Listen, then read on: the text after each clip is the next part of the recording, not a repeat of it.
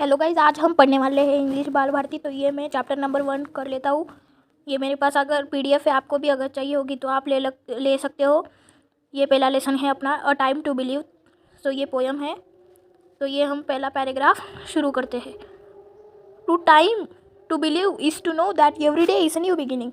मतलब इनका कहना है, अगर हम बिलीव करते हैं तो हमें पता चलता है कि हर एक दिन न्यू बिगिनिंग है।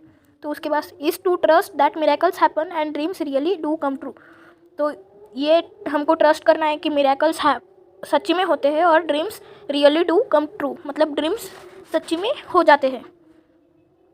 तो अभी second stanza, to believe is to see angels dancing among the clouds.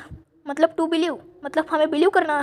अगर हम बिलीव करते हैं कि हम देखते हैं भाई कि angels dancing among the clouds, मतलब एंजल डांस करती है क्लाउड्स के अमॉन्ग। तो ये भी एक इमेजिनेशन है ये पोइट का। और ये उसकी दूसरी line, to know the wonder of a stardust sky and the wisdom of the man in the moon. To know the wonder मतलब ये जानना है हमको वंडर का। तो वंडर मतलब आपको पता है सरप्राइज। और उसके बाद of a stardust sky, stardust मतलब हैविंग अ मैजिकल क्वालिटी, मतलब मैजिकल क्वालिटी वाला sky. And the wisdom of the man in the moon मतलब उसकी जो अकल होती है मैन इन द मून की, तो होशियारी होगा अगर वो मून में है तो। और ये थर्ड स्टांजा हमारा चालू हो गया। To believe is to know the value of a nurturing heart, the innocence of a child's eye and the beauty of an angel ageing hand, for it is through their teaching we learn to love. तो जो पहली line का है, to believe is to know the value of nurturing heart, मतलब to believe हमको believe करना है कि हमें पता है कि द वैल्यू ऑफ नर्चरिंग मतलब उसकी जो वैल्यू होती है नर्चरिंग हार्ट की। तो नर्चरिंग मतलब प्रोवाइडिंग नरिशमेंट और केयर, नहीं तो प्रोटेक्शन ऑफ हार्ट, नहीं तो केयर हार्ट, नहीं तो providing nourishing heart, nourishment nourishing. The innocence of a child's eye, innocenceness जो होती है चाइल्ड्स की, तो वो इसमें दिया है। And the beauty of an ageing hand, for it is through their teaching we learn to love. तो ये एगिंग मतलब ग्रोइंग ओल्ड, मतलब सबसे बूढ़ा। And the beauty of an old hand, for it is through their teachings we learn to love. मतलब जो दादा दादी रहते उनकी जो टीचिंग्स रहती वी लर्न टू लव। फिर fourth stanza, to believe is to believe is to find the strength and courage that lies within us. हमें बिलीव करना है कि हम हमारी स्ट्रेंथ फाइंड कर सकते हैं, स्ट्रेंथ और करेज फाइंड कर सकते हैं जो हम में भरा पड़ा है। और दो सेकेंड स्टांजा है, when it is time to pick up the pieces and begin again. मतलब जब वो टाइम रहता है किसी भी पीसेस, मतलब पिक अप द पीसेस मतलब return to normal after a shock और डिजास्टर, तो उसके बाद हमें फिर से बिगिन करना है। और ये fifth stanza, to believe is to know we are never alone, that life is a gift and this is our time to cherish it.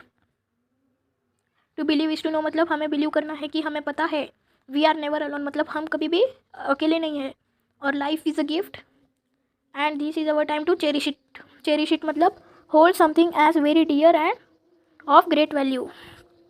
तो इसके बाद हमारा लास्ट पैसेज मतलब stanza, to believe is to know that wonderful surprises are just waiting to happen. To believe is to know मतलब हमें believe करना है कि ये हमको पता है कि wonderful surprises are just waiting to happen, मतलब ये जो सरप्राइजेस है ये बाकी है हैपन करने को, मतलब ये अभी मतलब फ्यूचर में ये हैपन होने वाले हैं, मतलब आने वाले हैं हमारे लाइफ में।